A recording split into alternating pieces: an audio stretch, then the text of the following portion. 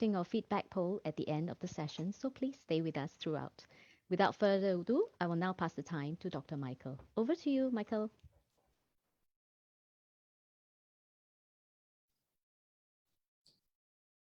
Hi, Tammy. Thank you. Thank you for the introduction, and a warm welcome to all, and thank you for having me on this particular Brown Bag series. I'd like to just introduce myself briefly. I'm Dr. Michael Mustafa.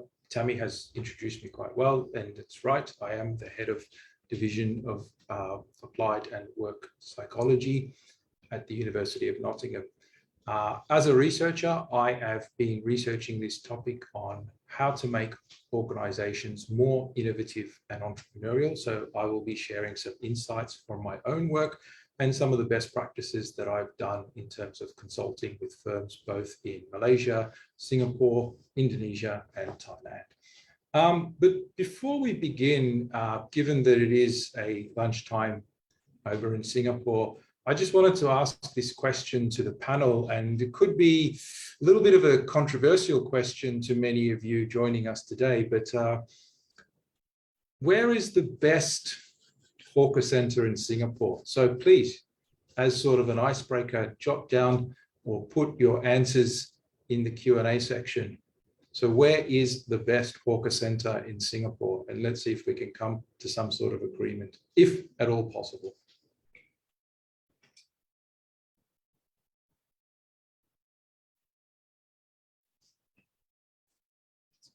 John Barrow, that's a particularly good one. I have to admit that. Any others?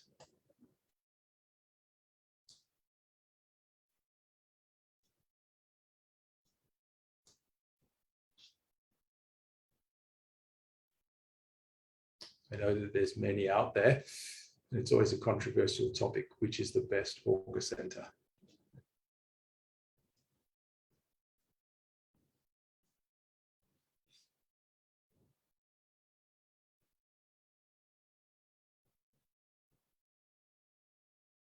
Any other takers other than Tiong Bahru, which seems to be winning at the moment?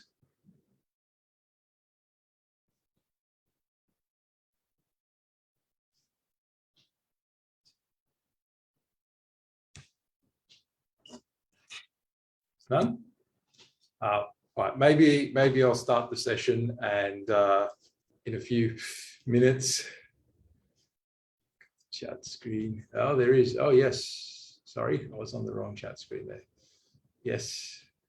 Yes, I agree. Bedok is one of the best ones as well. I'm sure we'll reach an agreement later on if we can, and maybe after the session, it gives us an opportunity to discuss more in depth about which is the best hawker center in Singapore.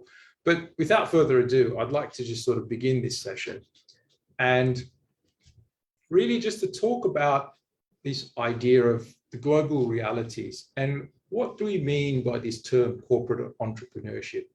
And sometimes this term has been conflated with entrepreneurship, which is very similar to corporate entrepreneurship, but has a very different focus. But in this session, I will use the two terms interchangeably, because to me, both of these terms really drill down to the very core essence of how do you make an organization, an established organization, whether it's a for-profit or non-for-profit or even an NGO, or even a small SME and even an MNC, how do you make such organizations more entrepreneurial? And by more entrepreneurial, what I'm really referring to is how can we imbue the characteristics that we associate with entrepreneurs who start their own new ventures, whether that is a tenacity, a resilience, an innovativeness, a sense of proactiveness, and even aggressiveness towards marketplaces, and even a sense of risk-taking. How do we bring that into the traditional corporate mindset and really start to transform organizations from large bureaucratic machineries, which are just simply focused on key metrics, to moving towards a mindset of innovativeness, entrepreneurial alertness, taking advantage of opportunities, and ultimately what we call developing sustainable growth and development, which is kind of the holy grail for any organization of any particular size. But before I begin with that, I just want to share with you some of the corporate realities that we observe. And this quote by John Norton, although it's in 2019, I think it still holds very true to this minute as well. So he stated in the National Observer, which is a US magazine, that we are living through the most profound transformation in our information environment since Johannes Gutenberg's invention of the printing press in 1439. Now, you've got to understand the printing press in 1439 was one of the most innovative things to ever happen. It really revolutionized industry. It actually even revolutionized religion when we think about it, because it gave rise to things like Protestantism. And that just simple ability to print books cheaply and material impact and to distribute it really changed the lives of people around them. But what we're actually observing is that we're living in a revolution that was very much different to that. And although we can't compare it, we can draw some similarities.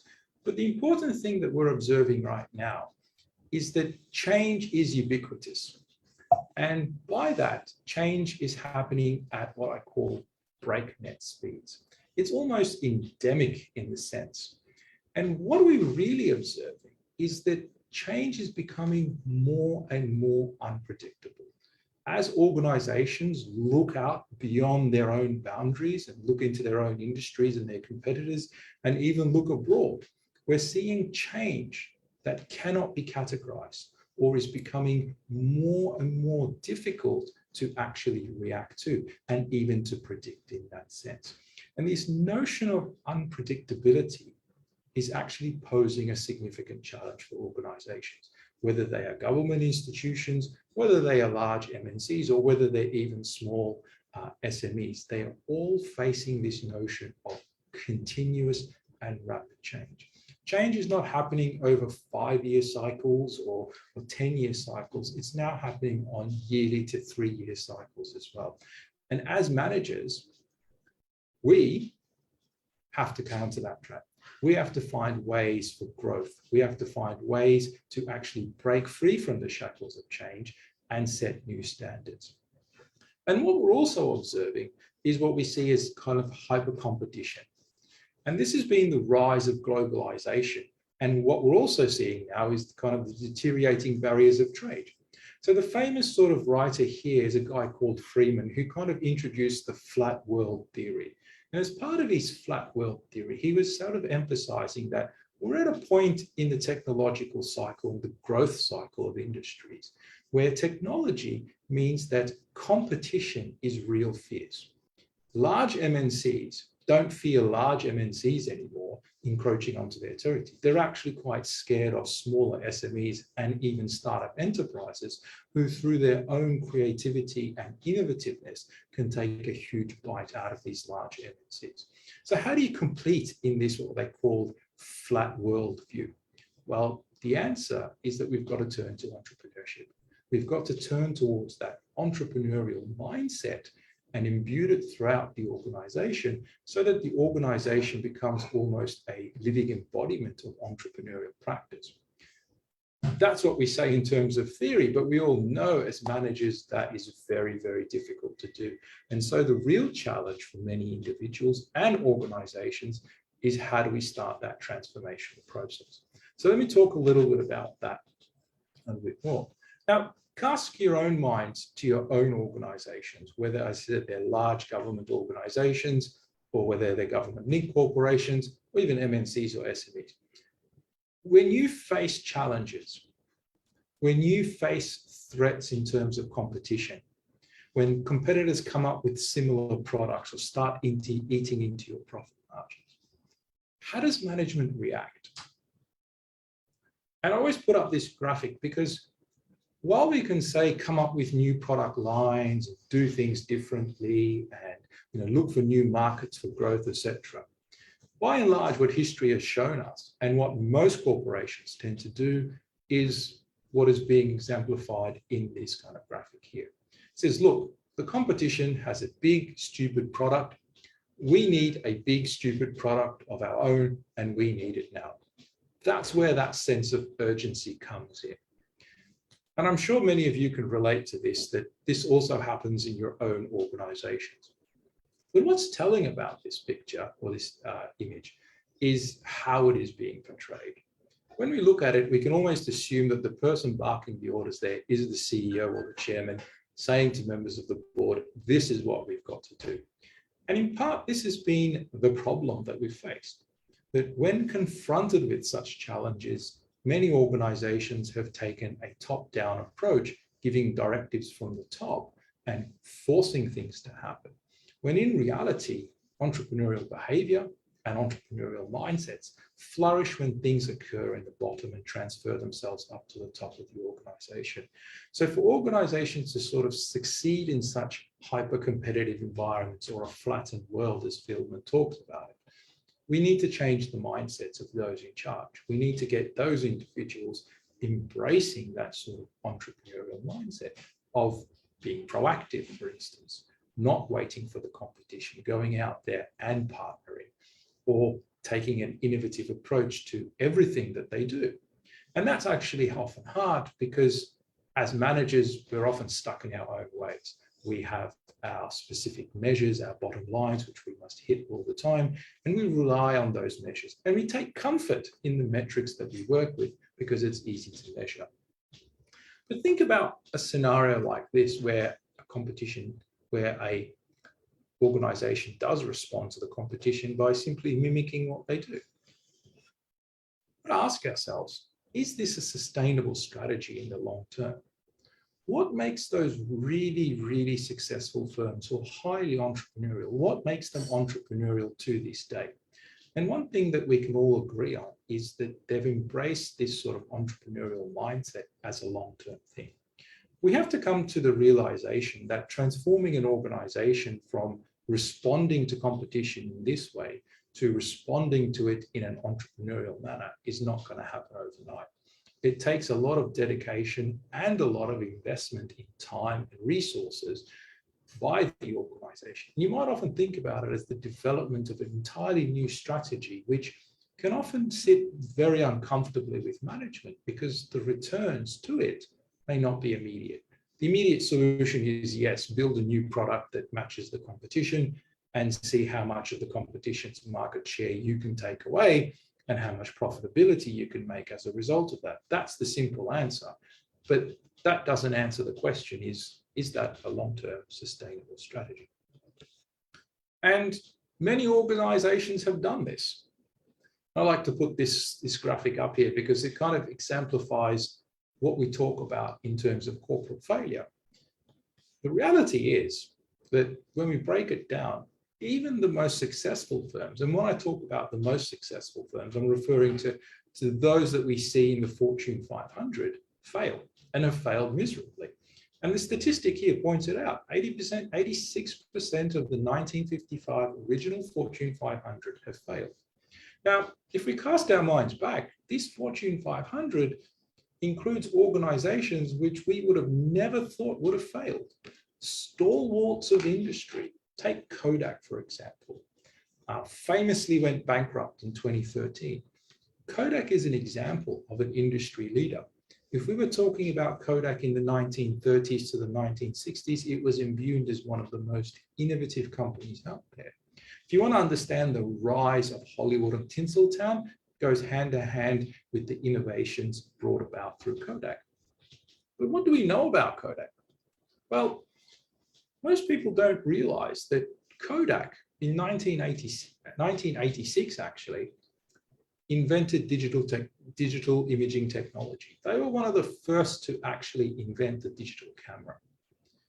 So what went wrong with a company? You would think that by 1986, you're the market industry leader in this, you've got the technology, you've got the know-how to do it, but yet in 2013, you have filed for bankruptcy. So what went wrong with a company like Kodak?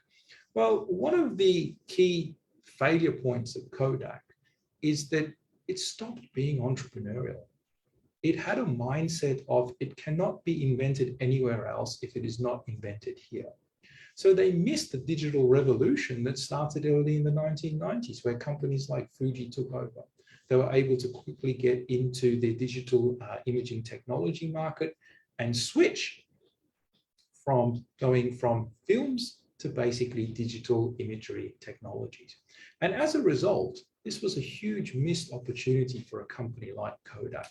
And they eventually suffered in the long term because of the declining sales, the change in the market circumstances that they experienced. Investors pull out, talent left Kodak, besides the bad number of strategic decisions that were made. And eventually we get a company like Kodak filing for bankruptcy in 2013, an icon.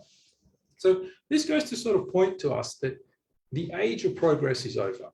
And I really like this quote by Hitt, who's saying that in this modern age, what we face is upheaval. We know uncertainty exists, but the development of uncertainty, the development of change is no longer linear. We can't assume that change is just continuously going to happen. It's not going to happen in a straight line. A lot of it is discontinuous. Firms today who are quite powerful in the industry can immediately disappear within the 5 to 10 year period. So what is the solution? Well, as I said, firms have traditionally approached some problems with a very reductionist mindset. And by reductionist, we might have all been part of this in the late 1980s, 1990s, and even up until 2010s, downsizing and cost cutting were the norm for managers. It was all about focusing on the core of what we do, outsource what we can. Can we get rid of non-core elements of our business? Can we create a lean, mean, agile organization? And this kind of imbued a mindset, I'd like to think about as shrinking their way to success. While it may have looked good on financial reports and annual reports and company balance sheets, the question was were firms actually developing sustainable ways of growing and developing and continuing to? So even today, when we think about the breakneck speed at which technologies are occurring, right? Markets are maturing at a much quicker rate than we've experienced before.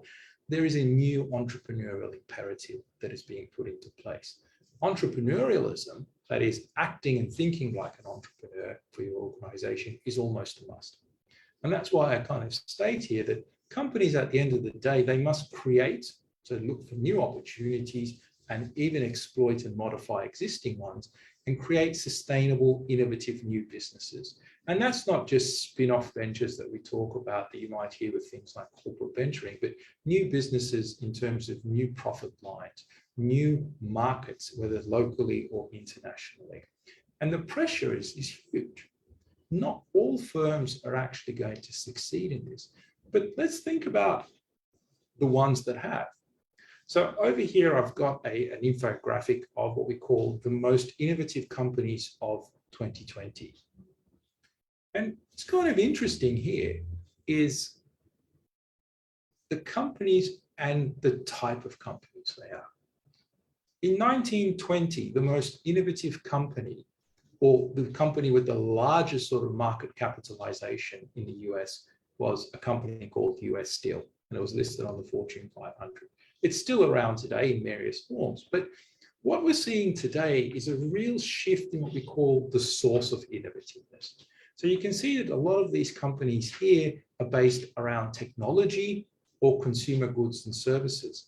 And we only have one company in the top 20, which is a traditional transportation or energy-based company, and that is Tesla. And you could expect Tesla to be moving up that scale very quickly. But what's this showing to us is that increasingly firm innovativeness and what makes a firm innovative and unique and able to develop and sustain that competitive advantage is no longer coming from resources that organizations can easily possess. So what made a company like US Steel very competitive and innovative at the time is that it had a monopoly over steel production in the US. Today, the resource is not the physical resource in the ground. It's things like data. It's things like knowledge. Organizations which can control that, organizations which can harness its power, are the ones that are likely to succeed and continue to innovate and to be successful and entrepreneurial in the future. So this is just, as I said, for 2020, but I'm sure that by 2021, some of these companies like Amazon and even Alphabet would have been climbing up that ladder as well. So what is it when I talk about entrepreneurship? When often we talk about entrepreneurship in an organization, the first thing that people will often say, well, Entrepreneurship is about starting a new business. And that's true. There is a strong new venture element to entrepreneurship. But when we talk about entrepreneurship inside of an organization, we're actually talking about it not so much as an outcome, but as a process. The question here is, how do we be entrepreneurial? What are some of those characteristics that we like to associate with entrepreneurs that make them so attractive, that make them so successful in running new ventures in the face of competition? What are some of those processes behind that? What is some of the attitudes and the thinking that takes place? So this is why scholars like myself and others have been interested in this idea of entrepreneurialism at the firm level. And we sort of take a very broad view of it by referring to it as a process where individual or group of individuals, teams or divisions, in association with an existing organization, either create a new organization, and that could be through spin-offs internally or externally, through new ventures or strategic alliances, or what's more important is instigate renewal or innovation. And this idea of strategic renewal is really, really important to understanding entrepreneurship when it comes to the firm. Why are we interested in strategic renewal? I like to think about it as the organization's willingness and ability to sort of shed its old skin, to challenge its own status quos, as well as what's out there in the industry or compared to the competition.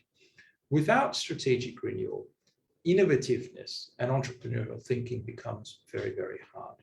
And we can associate even with the very successful firms that we talk about. Even Apple, for example, has gone through a strategic renewal process. So when we first thought about Apple in the 1970s and 80s, Apple visioned itself and sold itself as a computer-based organization. But the question that I pose to everyone here is Apple still a computer-based business? Does it focus on computers? And the answer is no. Apple has renewed itself and repositioned itself strategically to now become what we call a lifestyle company. And that's even shifting even more in that space. So it's moving towards a service-orientated company. And this is, again, a company that started out in the IT or computer industry. So the question is, why should we be really interested in corporate entrepreneurship? Well, I give sort of 4 real important reasons. Managers are interested in it because it creates new value propositions, like the example that I gave of Apple. It really allowed Apple to grow and to develop at a rate that we could not have sort of fathomed in a few years before.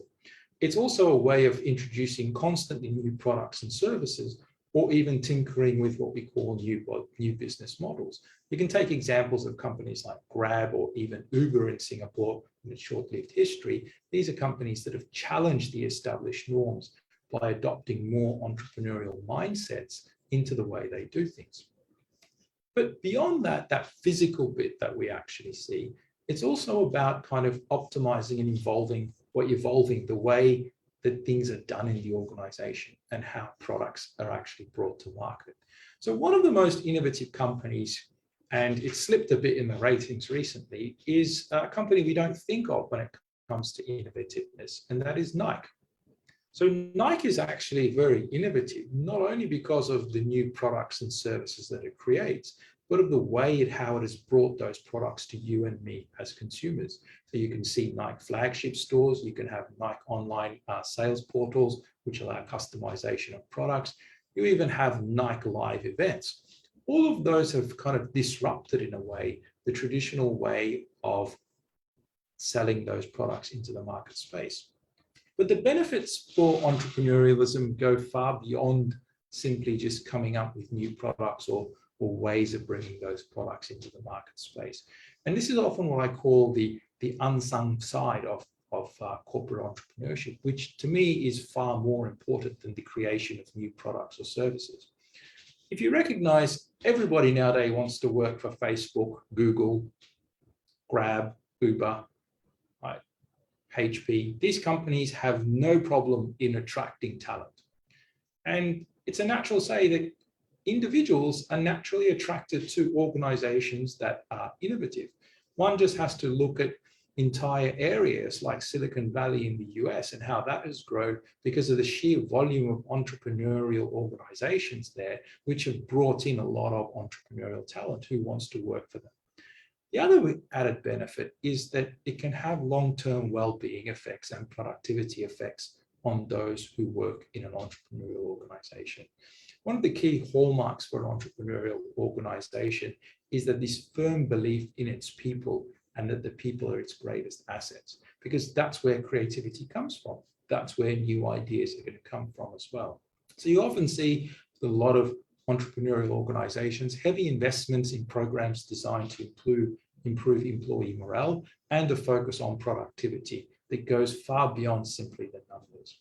So think about more broadly, I encourage everyone, than simply just coming up with new ideas or innovations. And it can happen in any of these different areas. And that's why entrepreneurial organizations are those that are likely to be more sustainable in the long term.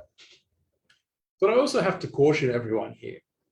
I don't want to give the hard sell for entrepreneurship without really just talking about some of the realities. Entrepreneurship cannot just happen haphazardly inside of an organization. Many management find the appeal of entrepreneurship quite good when they think about it: more innovativeness, better morale for our employees, abilities to grow and develop, all of these things that managers, CEOs, board members, even investors find attractive. But entrepreneurship has to be controlled. It has to be done in a strategic manner. This doesn't mean having people around just doing whatever they want, or the creation of new business units that don't actually have any return at the end of it. And this often is what we call the entrepreneurship and control paradox that we see in organizations. So it's no secret, and for many of the organizations that I've studied, whether it be Singapore, Australia, or even Malaysia, that they are really designed to ensure success of their established business. We focus on metrics that are familiar to us or that are industry level standards. We look at past performances as indicators of potential future performance. But the very notion of entrepreneurship, though, actually goes to challenge that. So one of the issues that we often deal with in terms of management when we look at investing in entrepreneurship and making it happen in the organization is, what do we do with emerging ideas? By their very nature, these emerging ideas are going to challenge established norms. That's good, because it means new products or new services can come into the market, or we can expand into new markets. But the question that will always be asked is, where's the data? These new products or services or market spaces, they don't usually come with precedents. There may be no data attached to it. So this often sits very difficult with managers who have to make those decisions about whether we allocate resources to these activities or not. And as we start to go more into sort of innovations that are focused on knowledge and data, coming up with hard data to back up those and justify them is becoming increasingly difficult. Also, we have to question, to what extent within the organization is unconventional thinking allowed? When we think of our own thinking styles as individuals or even management or even in the organizations, we're really actually just focused on what we call conventional thinking or critical thinking, seeing how something will fit into our existing structures. But at the same time, entrepreneurial thinking really is about unconventional thinking. It's about relaxing those assumptions that we've previously held. And that doesn't sit very well with managers. And that's why you may see nowadays many organizations who have started the transformation program to become more entrepreneurial have had a close look at those people who sit on their boards and their backgrounds and where they come from. So for me, one of the most important things is, how do we promote cognitive diversity within the organization as a stepping stone to becoming more entrepreneurial? And finally, we often find it difficult, or managers find it difficult, to put in a strong rationale for, let's say, new ideas or even new business lines because of the existing poor fit between their new business systems and their old systems. And that's why we come to a situation where many good ideas are often labeled as side projects and not appropriately invested in. And that can significantly sort of diminish the extent to which entrepreneurialism can actually flourish in that. And I like to just sort of put this quote in here, and many people don't sort of realize this, that there's a fine line between entrepreneurship in organizations and insubordinations. In fact, one way to sort of think about how entrepreneurship flourishes inside of an organization is to really ask the question of how willing are your employees to engage in insubordinate behavior? Because at the end of the day, all of these type of activities designed to transform the organization to be more entrepreneurial is really about challenging the established norms. And we know that people don't like to be challenged in terms of established norms. So I want you to bear that in mind as we move on to sort of the next section, where I sort of give some helpful hints, I'd like to say, from managerial or an employee perspective of what can I do as a manager or an employee to sort of boost entrepreneurialism. And our starting point here has to be a recognition that this is not an overnight thing. We can't just sort of wake up tomorrow morning and go into work and say, I'm imbued, I've got the strength, I've got the willingness to transform it. It's a long time strategic investment that is going to transform the entire organization. And it may take up to a decade to occur. Sometimes it could happen quickly. But often the question is, when do we know we are an entrepreneurial organization? And the simple answer is we don't. Others are more likely to tell us that we are an entrepreneurial organization by simply looking at how we're growing and developing. Are we constantly coming up with new ideas, not only new products and services, but expanding into new market spaces? So companies like Alphabet or Google are kind of doing that. And are we attracting the talent? So the first point that we have to realize is that organizations themselves are not entrepreneurial. It's the people inside the organization that are entrepreneurial. And that's why I like to start with this by just saying, ultimately, people lie at the heart of corporate entrepreneurship. Organizations should be looking at creating what I call entrepreneurially minded individuals. And what is an entrepreneurially minded individual?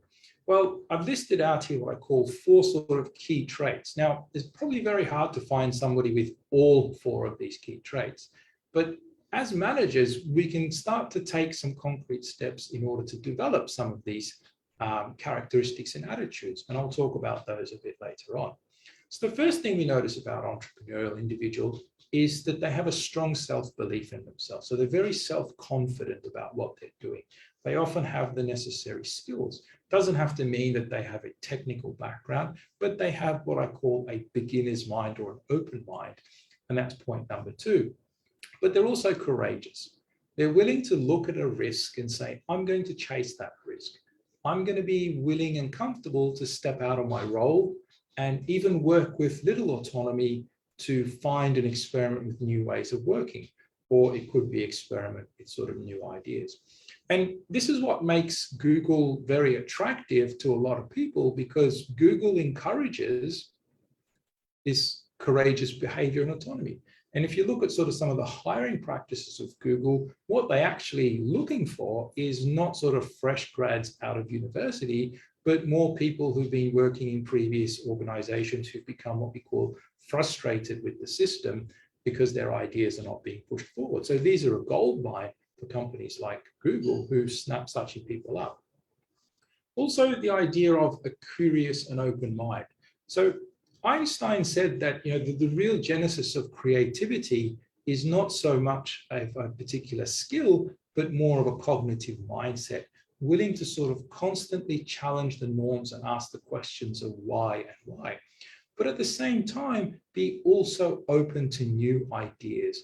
And you can see here why having such an approach is important, because open-minded employees are more likely to be employees who are going to embrace change as well. Closely related to this is what I call a sense of resilience. Let's get this right. Entrepreneurship, practiced by an individual in an organization, even being creative or innovative, is a challenge unto itself. They're going to hear more no's than yeses on a daily basis, and such can be demotivating for them.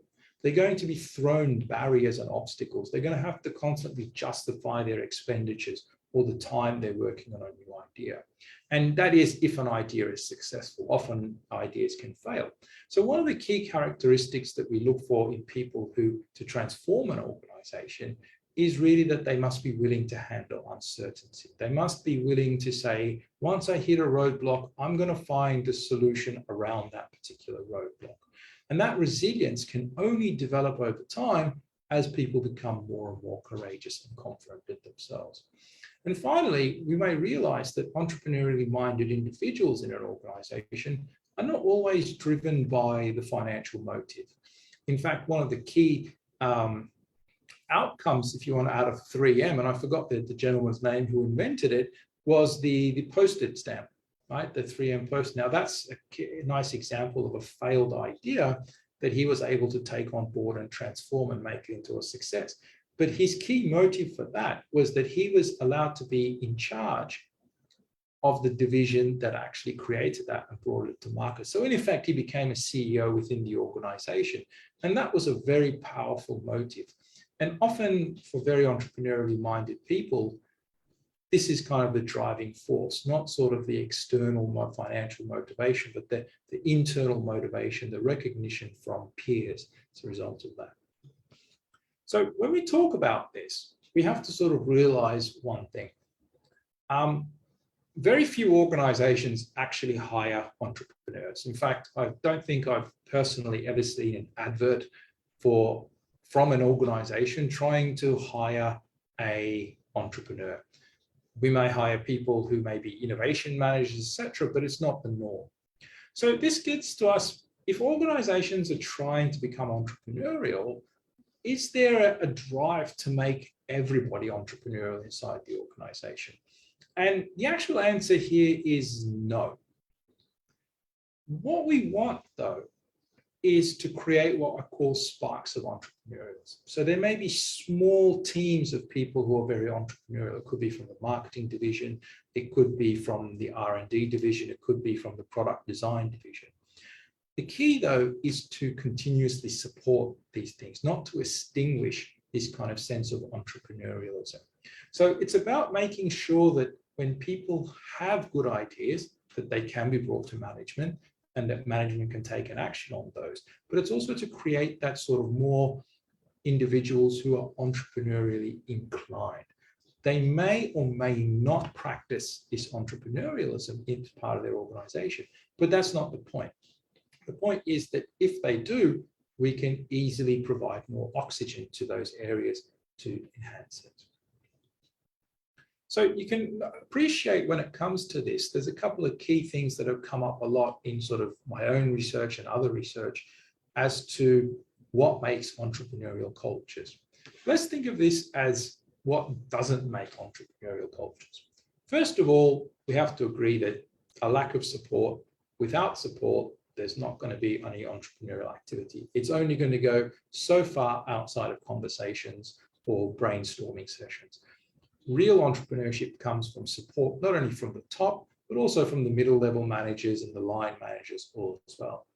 But what's more important than support, and has to go hand in hand with it, is the ability of the organization to basically walk the talk. And often this doesn't happen. There's often a lack of effort towards entrepreneurialism. It might look good as a strategy document for the CEOs and the board members and cascaded throughout the organization that, you know, we want to turn this organization to become more entrepreneurial. But when the real challenge comes, are you willing to put the resources in there? Are you allowing people to experiment? Are you allowing failure and embracing it? Are you providing resources to the right area? And that's often the challenge. And again, it's this kind of control versus entrepreneurship paradox that I talked about before. But let's get this straight. There are sort of 4 key areas of any sort of entrepreneurial culture. And we must often realize that entrepreneurial cultures are a unique part of an organization's DNA. Often many people will ask me when working with organizations to say, well, can we do what Google is doing? Well, you can. But are you going to get the same results? Or Facebook has been doing this as part of their culture. Each manager and each organization ideally has to understand its own culture. What might work at a place like Google might not necessarily work for an organization, let's say in Singapore, or whether it's a government organization. But research has shown us these 4 key elements. There has to be an element of support, right? Visible support rather than sort of hidden support. Employees must be able to access that support very easily. And that support has to be matched with effort. Without the effort that is trying to actually do something, entrepreneurialism will not take root in your organization. And the key connecting all of this, in my view, is this idea of an open mind or a beginner's mind and a learning attitude. The entrepreneurial journey of an organization is not about success. In fact, successes are far few, failures are far more often. But what failures have to be turned to is key learning moments for the organization. What have we tried? What have we done? Why did it not work? How do we move forward from that? And many organizations find failure very difficult to deal with because of the consequences associated with it. It could be loss in financial revenue, or it could be actually from an employee perspective, it could almost mean a firing as a result. So building that learning culture is very important as you start to embed it in an entrepreneurial culture. So I'm just going to outline some sort of 5 basic steps over the years that I've looked at that have worked very well for organizations, both locally. And I hope you can take these away in sort of building an entrepreneurial culture. The first one is, as I said, entrepreneurial activity and cultures have to be linked to some sort of goals. They have to be able to be controlled in a way. And one of the most important things to do here is to make sure that goals are clearly set. Now, we can give people autonomy, but that autonomy has to be done in a way that allows them to reach those particular goals. And you'd be surprised at how often organizations lack, even managers lack a clear understanding what are their organization's goals. What are they trying to achieve? So I give a nice example of here of Motorola. So one of their objectives was the time it took to close their end of year books. And they gave them a challenge and allowed them the creative freedom, or the entrepreneurial freedom, if you want, to explore ways in which they can reduce the closure of their annual books from 6 weeks to 4 days. Now, that doesn't sound like entrepreneurialism much or innovativeness, but you can see from an organization's point of view, the immense cost savings associated with that and the increase in efficiency. And managers should be free to sort of set these goals and make sure that these goals are sort of clear and that individuals and teams that are part of these goals are able to recognize them. And this is, the second point is something really interesting from Google's playbook, which seems to work well. Match individual interests and provide a positive challenge. People have skills, but we shouldn't ideally match their skills to the work that they're doing, but think about how their skills could be used to exploit other areas of their kind of work. And Google's very good at this, right? So Google have given sort of what they call Google time, the 20% free time that employees have. And all employees like this because it provides a challenge. And the positive challenge here is to develop some idea that can be commercialized and benefit Google, and they would get their own recognition as well of that. But again, you might appreciate here that the type of talent that comes to a company like Google would be interested in such positive challenges, not sort of saying that, oh, this is not part of my role and I don't want to do it. Essence to sort of create that sort of proactive mindset as well. The third aspect here is communication. Asking yourselves, do we really communicate in these organizations? I mean, emails are great, WhatsApps are great, but they're not really great for generating new business ideas or challenging established norms. When we talk about open communication, we talk about it more in a sense of creating a platform for the exchange, coordination, and collaboration of ideas.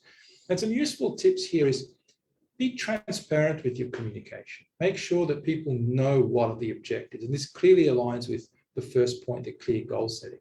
And have a real purpose of why. Now, communication is often lost inside of organizations, the real message behind it. And one of the powerful examples here is to use stories. And companies like 3M have mastered this. So 3M have this notion of creating blogs and stories about all the ideas that have failed at 3M. And these are placated and communicated throughout the organization. not to sort of demonstrate failure, but just to show that people have engaged in such new thinking and ideas. But if it didn't work out, it's okay. There's still some key learning moments from it. Again, this takes time and it does take a change in mindset. But it's the little things that we can do as managers on a daily basis that sort of helps to form that. The final 2 points bear more with giving sort of feedback and recognition. We might recognize that once we go beyond the established norms and we start challenging the status quo, we start to go into what I call unknown territories as individuals. Like I said here, entrepreneurship and new ideas come from a series of small observations. But often when we do feedback and performance, it's often at one singular point in time, usually as part of our performance review. And that doesn't help creating an entrepreneurial culture. Good managers and those within entrepreneurial organizations provide constant feedback that is encouraging and that is constructive and supporting. And they provide that throughout the period.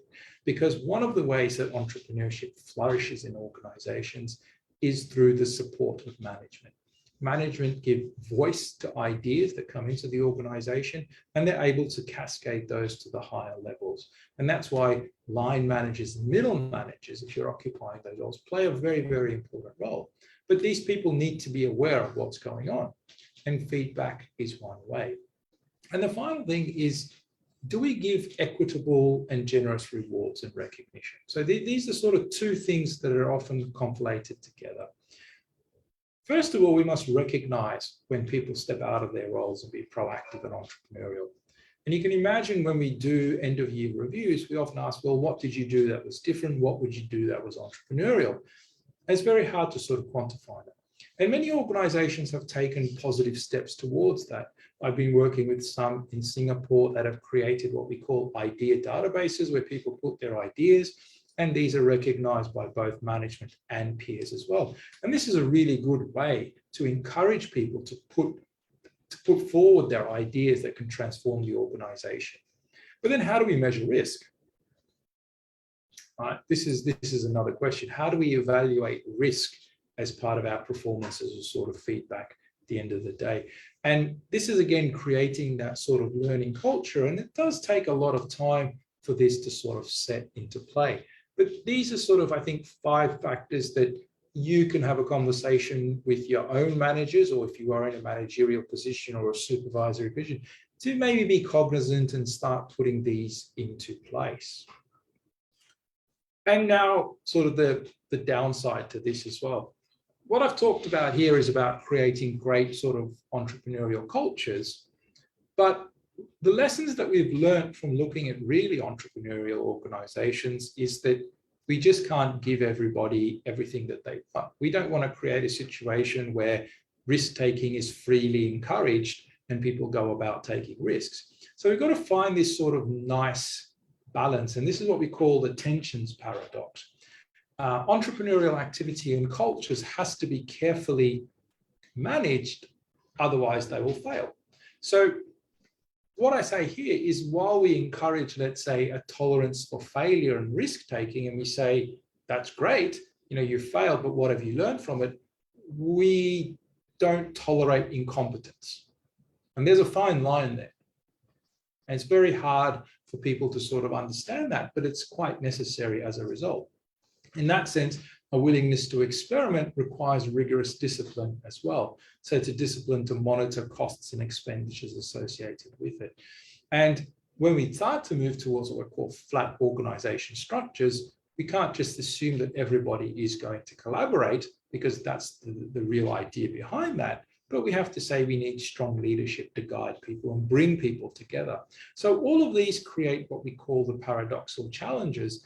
And if you look at very successful entrepreneurial organizations, they are, I would say, strict but fair. They allow their employees those freedoms, but when they go too much or they fail in respect, they're also willing to criticize as a result of it. So what can you sort of do? And this is the important thing that I want you all to take away immediately to create and build an entrepreneurial culture. Well, one way is to create what I call psychological safety within your organization. So for a long time, we've realized it's not how you work together with your team is more important than what you're working actually on. So when we talk about this idea of a psychological safety, it's really about creating that supportive, effort-driven, and learning-orientated culture within your immediate team or within your division or whatever. In that case, we want team members to feel safe and to take risks, to voice their opinions in front of another, not hide or cower ideas. So I've put sort of 7 points here that are really important. One is to create a safe space, and I'll talk more about that later shortly. But in this day and age where we're now doing things via Teams, etc., they actually provide a very good way to create a safe space for people to engage and give forward their ideas with little criticism, because we're not in that direct proximity. Some organizations might have breakout rooms, etc. But it's also about each member willing to listen openly. That is, we don't really criticize ideas on face value. We don't shoot them down the minute that they're actually proposed. What we do is we give voice and oxygen to those ideas, and then they may go through more systematic processes as long as they're fair. We're often about praising members, and often people say, well, how do you praise someone? It's not just about leaning into their cubicle and saying, great job you've done there. But it's about going beyond that and simply asking questions. What you've done is great. Can you tell me more about it? It's about creating that trust and connection between team members, and encouraging also what I call healthy disagreements. Right? We know we don't want sort of personalized conflicts of hate transforming our team, but we want conflicts that are constructive in nature and conflicts that can allow one to build on ideas as well.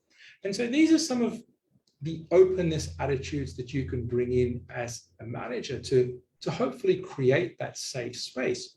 And part of it also means letting go as a manager and being on this notion that I'm not always right, that I have much to learn from my team members, because they may be more proficient in the tasks they're required to do than you are. And for many those in management, being able to respond and admit to mistakes is actually far harder than making mistakes. And it takes time to sort of develop that culture. The final point that I wanted to really raise is communication, right? Asking yourselves, what are we doing to create an open communication culture? So in our modern day, we just sort of have an email and WhatsApp culture. Well, that's great for transmitting information. It doesn't really work well when it comes to building entrepreneurialism in your organization. Part of this is because we want the exchange of ideas. We want people in marketing team to work with people in the finance team. The question then lies is your organization taking a constructive approach to how you can build those? And one of these is simple ways, and this is an example of an organization in the US, and I've worked with one in Singapore who's adopted this, is to create an internal ideas intranet. That is allowing the sharing of new ideas. And you can see here, they're voted up or down by peers. So it at least gives some sort of honesty and openness to how ideas can be shared in a safe, valuable way. And this is actually a little bit of an investment that each organization can make, which provides a platform for communication, not only within your team, but across your team as well. So just to sort of take this away and to sort of wrap up, I think we're almost on time here, but as I point out, entrepreneurship is a valuable strategic options, but it's not a short-term fix. It's not going to fix your organization's problems overnight. It requires a significant amount of strategizing and a willingness to undergo transformational change. And sometimes management, well, often management are not comfortable with that. Or even having uncomfortable conversations with themselves. But in terms for sustainability and developing sort of a innovative and competitive advantage into the future, entrepreneurialism is kind of the way forward. So how for you to build those sort of building blocks for an entrepreneurial culture? Begin with communication. Asking yourself, how do we communicate in my organization or even as part of my team? Do we encourage the sharing of ideas, or are we very quick to downplay new ideas immediately? Don't even let them have any oxygen to take off. and also to develop supportive networks. So one of the organizations that I've worked with in Singapore, which I'm not going to name here, who has implemented this, what they call an ideas get together, where they've devoted about 3 hours once a fortnight where people come together, work on ideas simultaneously, and they can come from various different divisions and work on problems the organization is doing, and then it will be taken action upon later. So this is sort of very important to building that sort of collaborative sharing culture. And final point is, we often talk about feedback, but do we give feed-forward feedback as well? And feed-forward feedback is far more interesting because it's more anticipatory. It allows us as managers to at least anticipate some of the problems that might occur and help people to shape their ideas.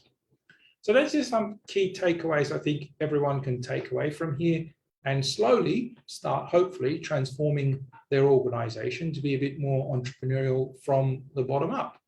Obviously, you do want the support of management as part of this. So for those of you who may be interested a little bit more in this, I've got put up here, and I'm sure Tammy can share the slides later, 3 really important articles, 2 by Harvard Business Review and 1 by Sloan Management Review, just to give you an idea about how entrepreneurship could take place in your organizations.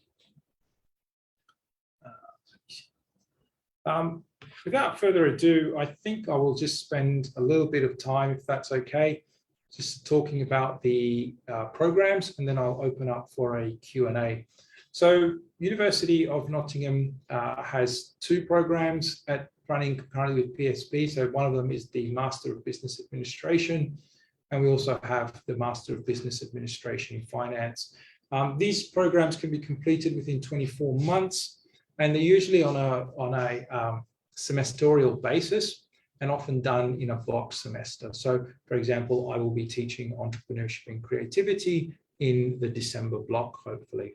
So the course fees at the moment are running at 32,000 Singapore dollars. That's a good price for that. But just to give you an idea of what you'll be covering, so you'll be getting a broad-based education in the fundamentals of business administration. We allow, as I said, a specialization into finance. If you're interested in that and if you're working in the industry, I strongly recommend that you engage in that one. But beyond the simple taught modules for the MBA structure, we also have a significant workplace project, which is 15 to 20,000 words. And that's a real good opportunity for you to sort of apply some of the concepts that you've sort of been taught in the module and take them to the real world. And it also sets you up for future study if you so wish to. I've got some slides here about the background. We've got quite diversity, and over the years that diversity is growing. We'd probably like to see a little bit more females at the moment. It's a little bit 2/3 male, lopsided. But usually we're talking about peers who are in the 30 to 39-year-olds. I like to think about these as sort of aspirational individuals who are in management positions, who are coming up into more managerial positions as a result of it as well. Most of our students at the moment are coming from either engineering or manufacturing background, but we've got a significant number that's growing in pharmaceuticals and healthcare as well. So there's real opportunities for what I call peer-to-peer learning, which is a really sort of an important aspect of a MBA program. And finally, just because you're enrolled in an MBA here, it doesn't mean that you get to sort of just stay in Singapore. So one of the advantages of the Nottingham MBA is that you can study up to 2 elective modules in the UK campus. And that's obviously subject to places and availability, but we also organise like joint MBA tours to the UK, or joint last ones I think have been taken place in China. And the way we teach this program is that it's a combination of faculty from all 3 of our campuses. So you do really get that broad international exposure. So we have some faculty from China who will be teaching, some from Malaysia, some from the UK. Any more information you can put to this QR code. And I'd like to sort of end it here and to say over to you, Tammy. Hope that's fine. I'll stop sharing my screen.